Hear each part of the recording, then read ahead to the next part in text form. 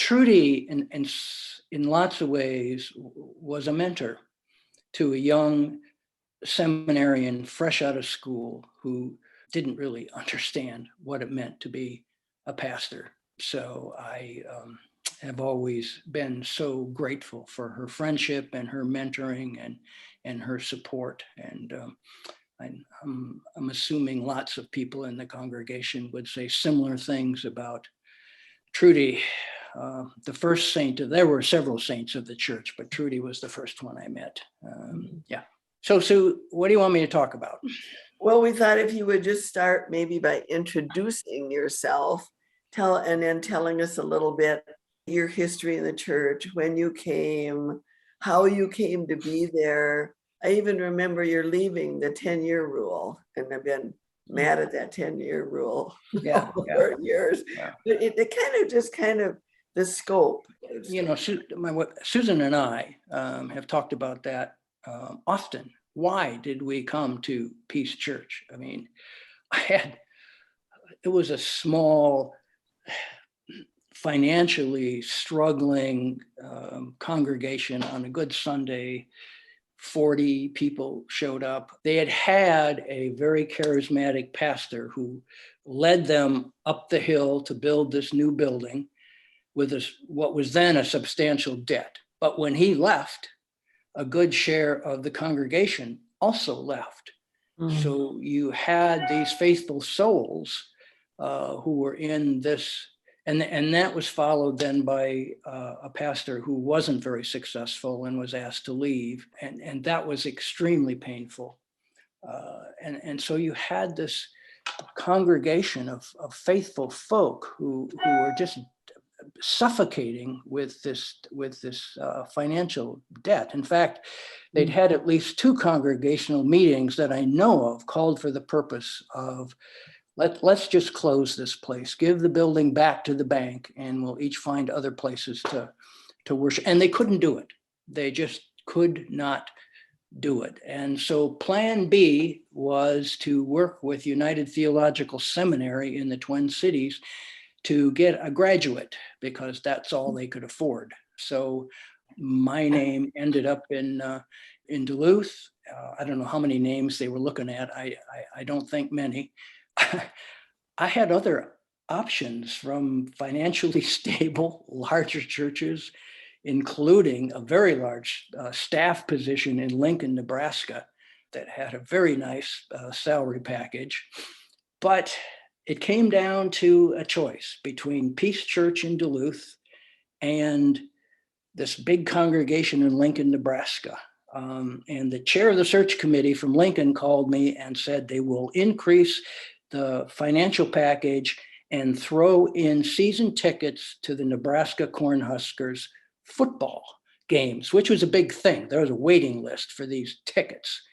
And then Earl Rubel, who chaired the search committee for Peace, called and said they couldn't increase the financial package, but they would buy a new refrigerator for the parsonage.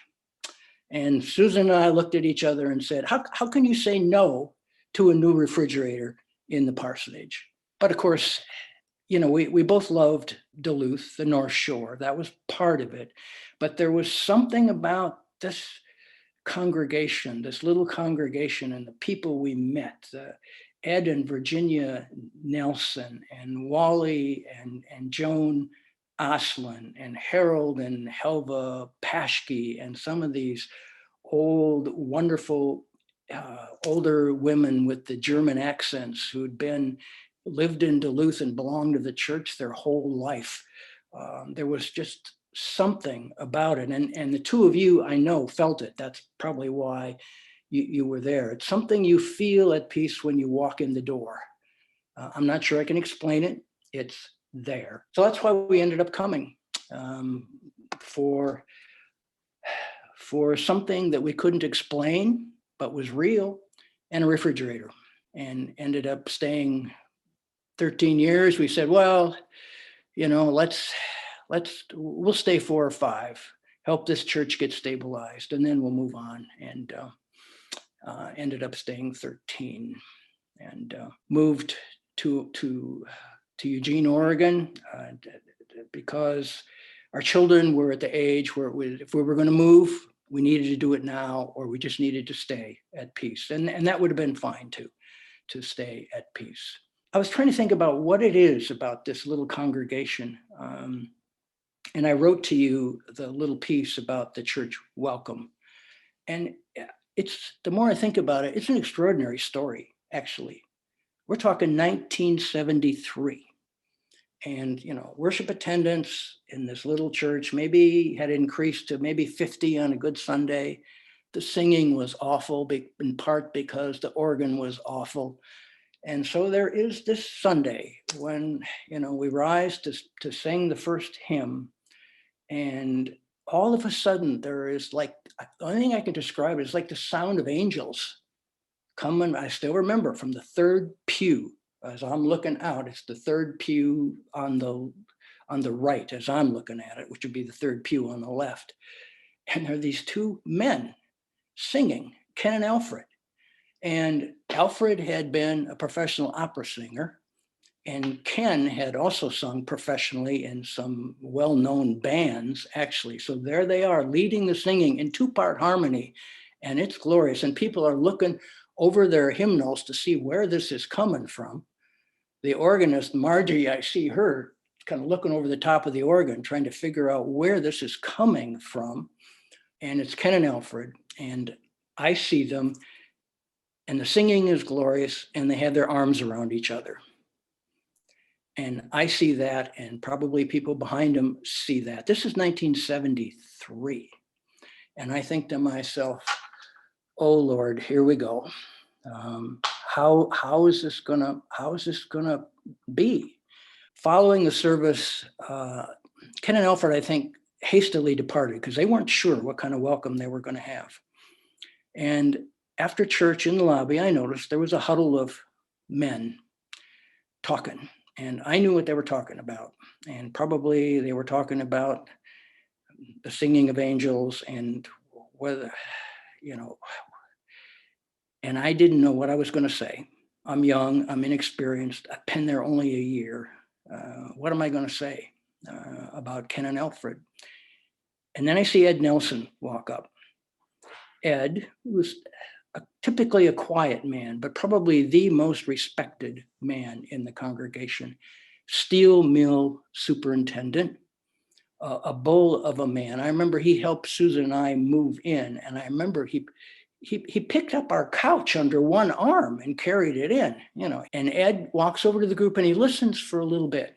And then I hear him say, fairly loud for Ed, loud enough that everybody in the lobby hears it. And he says, the day those two gentlemen are not welcome at Peace Church is the day Virginia and I walk out.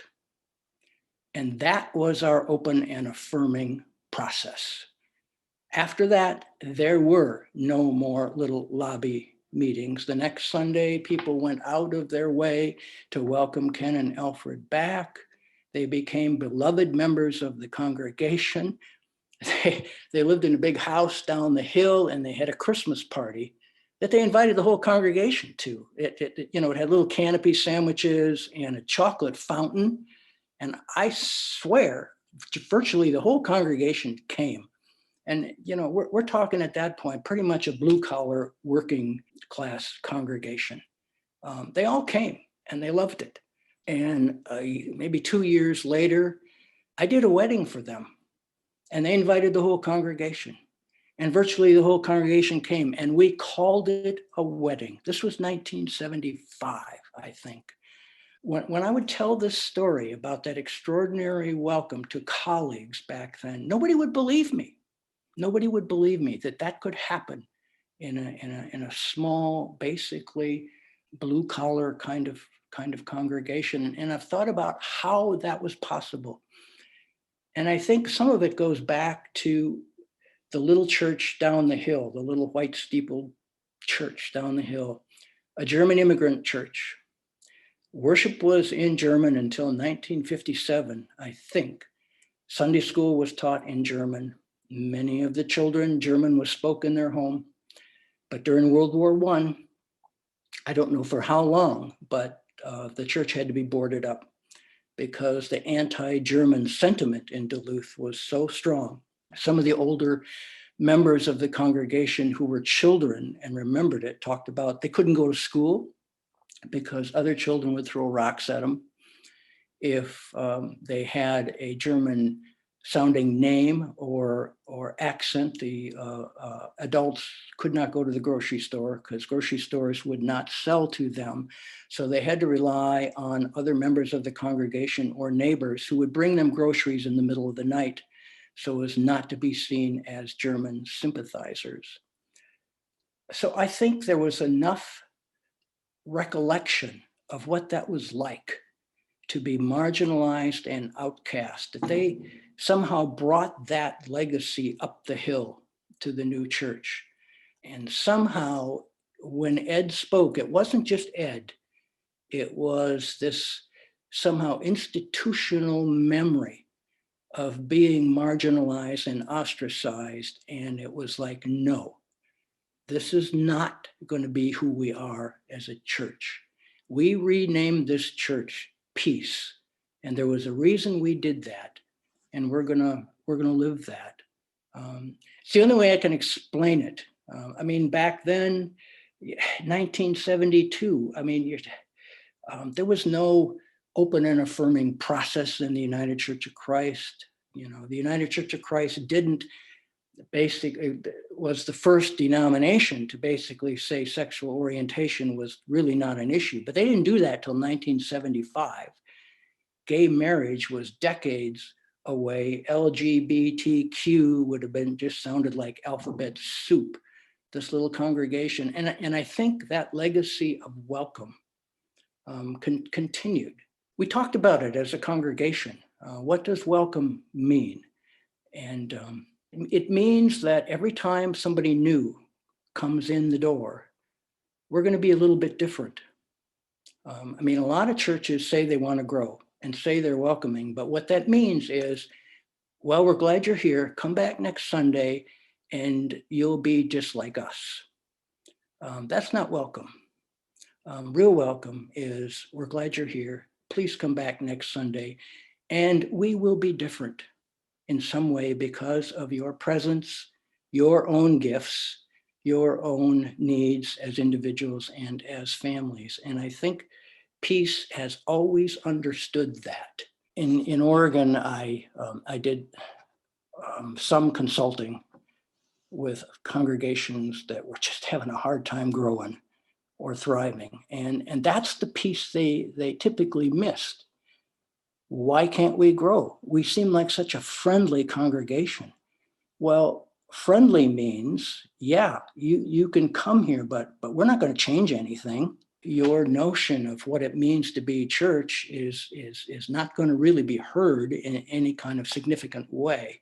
So that last piece of welcome that we expect to and want to be and will be different because of your presence, that's the part that got missed. And it's why some churches don't thrive and other churches like Peace do and have. And I think Kathy, of course, understood that so well and helped nurture the congregation even further in that legacy of welcome. But I think it also extends way back to even those World War I years. I can recall conversations with Helen Clement. Helen lived in the same house all her life. She was born in that house. She married a Marshall, her husband, in that house. And during World War I, she could not leave that house for fear of being harassed on the street. I can remember conversations with Elizabeth Grandma Unden. Everybody knew her as Grandma. I don't know why. Nobody seemed to know why she was called Grandma. Everybody just called her Grandma Unden. That's who she was. And another woman, Ethel Schroer. I can remember Ethel also saying she could not leave her house for all the years of World War I. When you went and called on Ethel, she would make you this German coffee that would bring you into a new state of wakefulness. Maybe it's what Susan and I felt. right from the beginning. It wasn't about a refrigerator. It was about a group of people who actually understood welcome. And I think it's why Peace Church has thrived all these years. That's a beautiful story. You mentioned how hard it was for them to get you, and the refrigerator had to be the grand prize to bring you. How did you see the Peace Church growing, either financially, like with that big mortgage, or otherwise through the years? There were some months I'd say to Susan, Susan, we need to be, I'm not sure we're going to get paid this month, but the check always came. And I'm not sure where it came from, because I would see the books. I knew what everybody gave, and we were getting a check, and it was off the books. So my hunch is Harold Paschke and Earl Rubel and Al Mayer. I mean, they some months paid my salary out of their own pockets. And so Susan and I always felt like if there is that kind of commitment and love in this congregation, then this is going to work. This will work.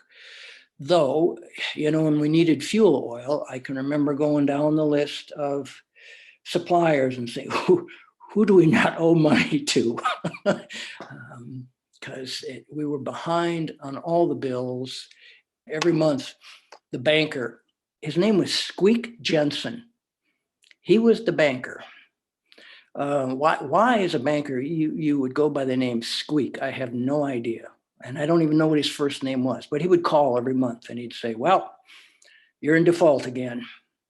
And I'd say, yep, Squeak, I know it. Got to give me a little more time. We're going to grow, but you got to give me, well, I don't know. You're in default, because we were not even paying the interest some months. So Al Mayer, who was the church council president, I guess we called him, Al and Becky. I don't know. They also had a home on what's the island? Doesn't matter. They had a home. They had a summer home on an island in Wisconsin. Madeline. Yeah, for the first couple of years, we'd all go to Madeline Island and have an outdoor worship and an outdoor picnic at Al and Becky's house on the beach in Madeline Island. That's before it moved out to Harold and Helva's lake place. Then that's where it happened. But anyway, Al said, well, I know we're going to go see Squeak. I know him from Rotary, so we're going to go see him. So we go down to have this meeting with Squeak in his office. And Al, they do some Rotary talk for a while. And then Al says, well, Squeak, when do you want us out? And Squeak's eyes got about like this, because they were known as the Helping Hand Bank.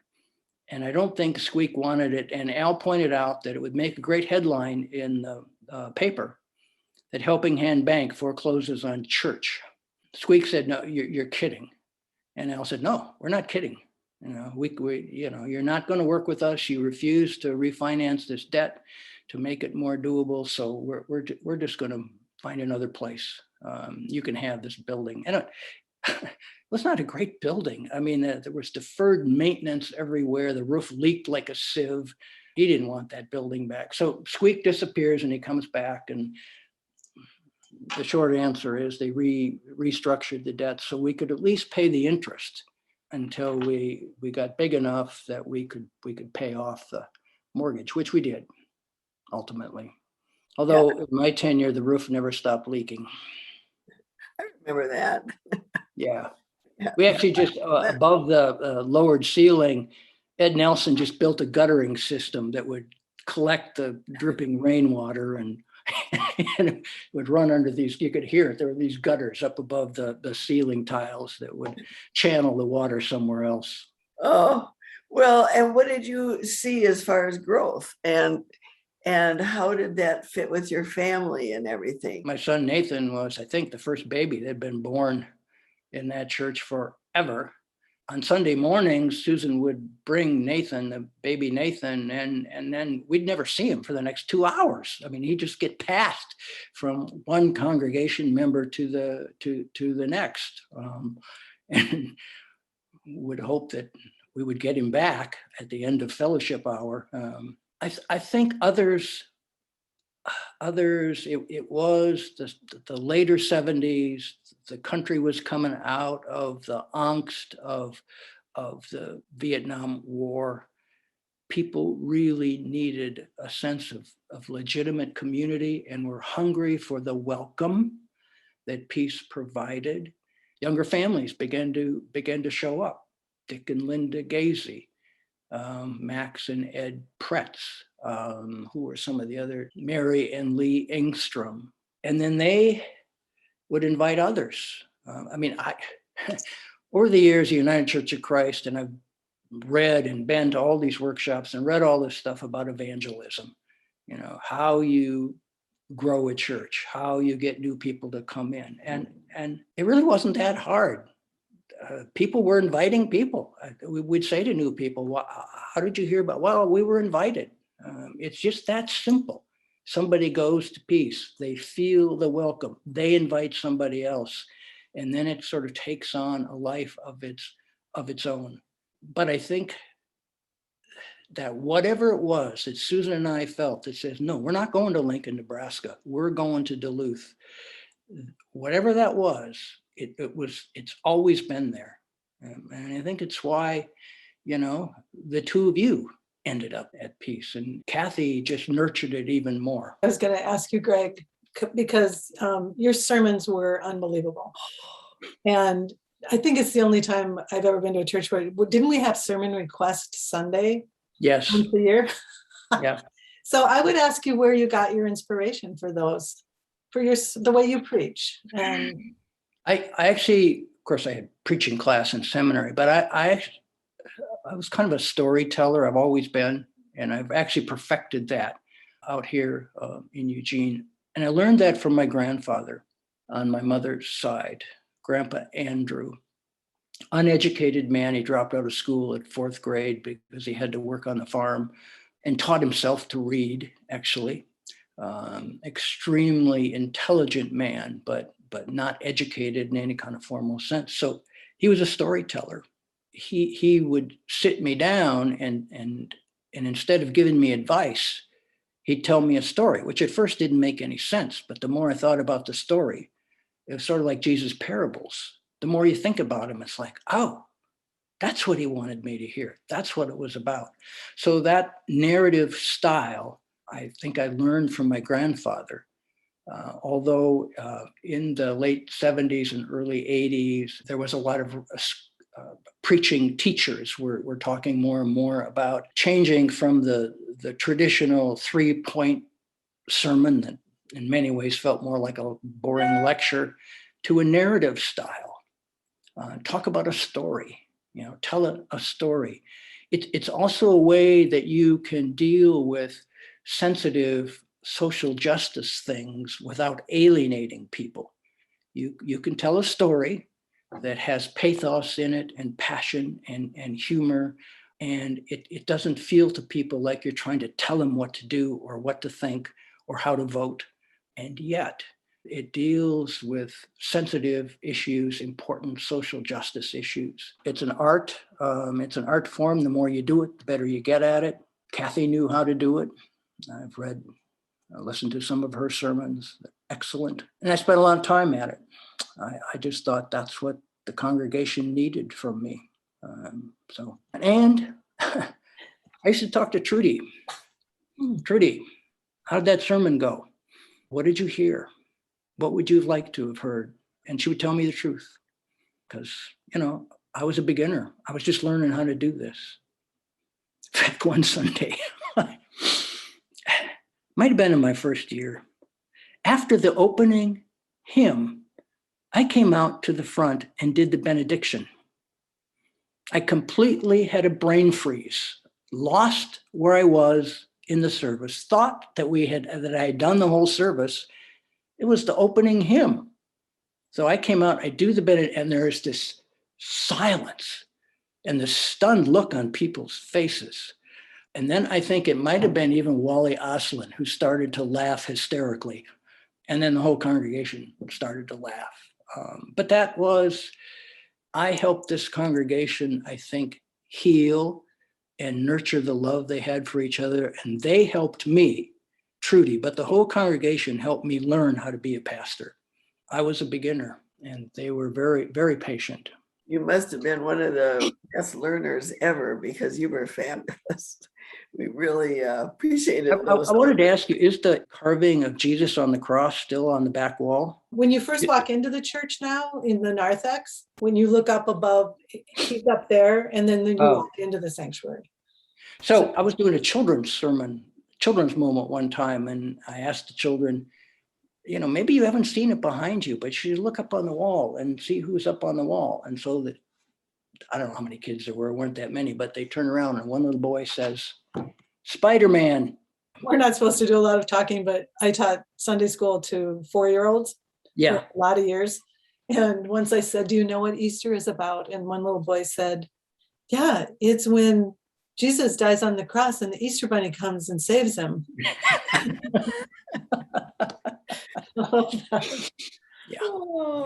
Yeah. And that kind of weaves in as I look at pastors we've had who've been excellent. I remember you as somebody that worked with families a great deal, that you were very family interactive, and you even counseled some families, but you were very interested in nurturing the family. I just wondered how that all started, and you had expertise at it, very much wisdom. Well, I would also, I think, I grew up in the church, in a congregational church in Faribault. We were always, now my dad was the town veterinarian, so often he was not, more often than not, he was not in church with us because he was out on a farm somewhere with some sick critter. But my mom and my younger brother and my grandma and grandpa, who lived right across the alley, Grandpa Andrew, and Emma was her name. We were always in church. In fact, we were one of the first ones to be there and always like one of the last ones to leave. I can remember standing there with my coat on and saying to my mother, Mom, I saw the pastor went out the door 30 minutes ago. Why are we still here? But so I grew up in the church, and I think I loved the community of it. Some of the best daydreaming thoughts I've ever had, I had during church. I knew I was cared about there. I knew people knew me. They cared about me. It felt welcoming. Again, there's that word. It felt welcoming. So I've always, aside from the theology or the orthodoxy or non-orthodoxy, it was the community of the church always was important to me. This is where we gather with people that we don't choose. So much of the rest of our lives, we hang out with people that we choose. In church on Sunday, these are people we didn't choose. And I think that's an extraordinary and rare thing. And I can remember looking out at the congregation at Peace and then at First Congregational in Eugene and thinking, depending on how you count, there are 5 or 6 generations gathered here together, and there is no other place where this is happening. And that's extraordinary. It would almost make me feel tearful, even after 40 years. It was such a powerful thing to look out and realize all those generations gathered of people who are there simply because they choose to be. The church's family, families as families. Alfred and Ken were a family, families in all descriptions. I remember the Grogans at Peace. The Grogans were a family with virtually no money, the Grogan children were always dirty.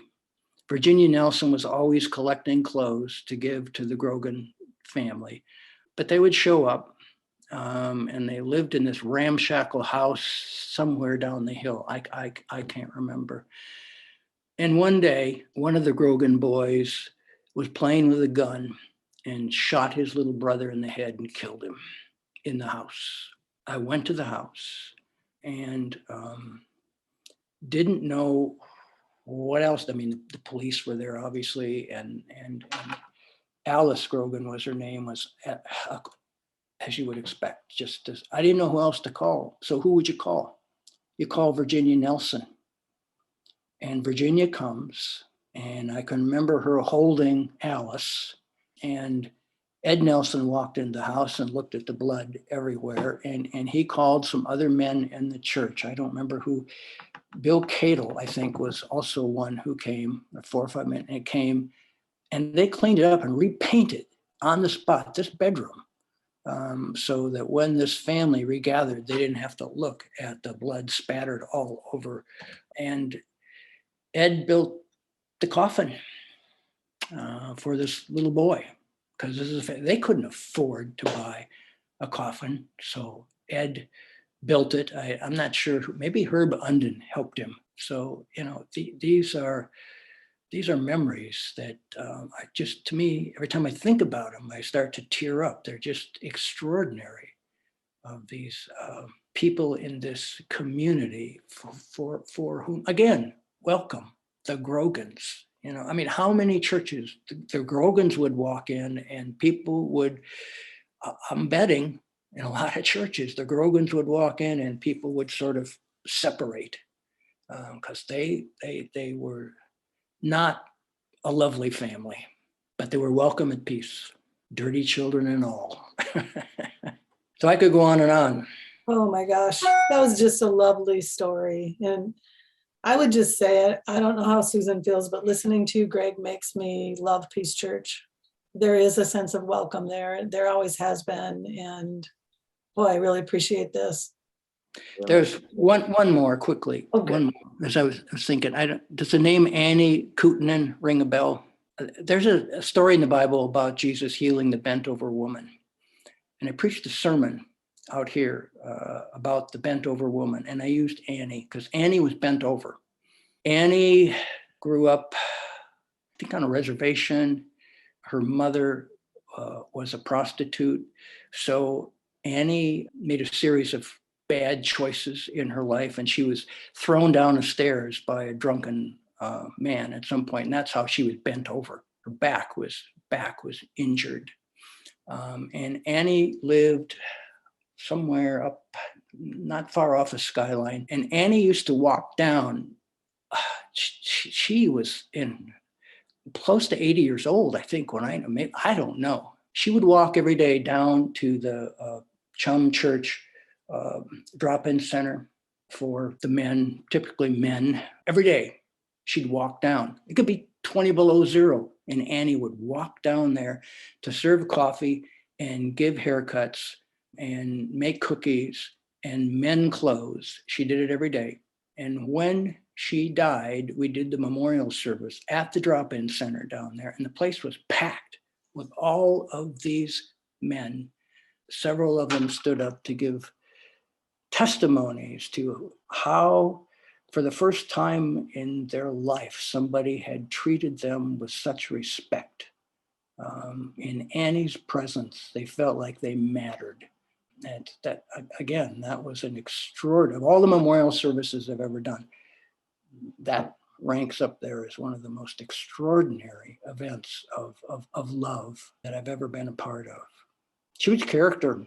Kootenin, she told me once that Kootenin wasn't her real last name. She changed her name 2 or 3 times. She said she recommended it, made life more interesting if you keep changing your name. So she recommended that I try it. I haven't, but what a character she was. There's one last question we're asking people, Greg, and that is, if you could boil it down to one word, what word would you use to describe Peace Church? Well, I think I've said it, a place of welcome. Mm-hmm.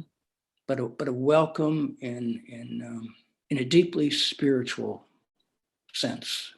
It's welcome that means that we do see the image of the sacred in each other, where the life of Ken and Alfred, or the life of the Grogan family, or the quirks of Annie Kootenin, it all matters. And welcome in the sense of it's a deep understanding of how interconnected we are. And ultimately, we really are in this thing together. And I think somebody asked me when I retired, after 40 years in the ministry, what do you learned?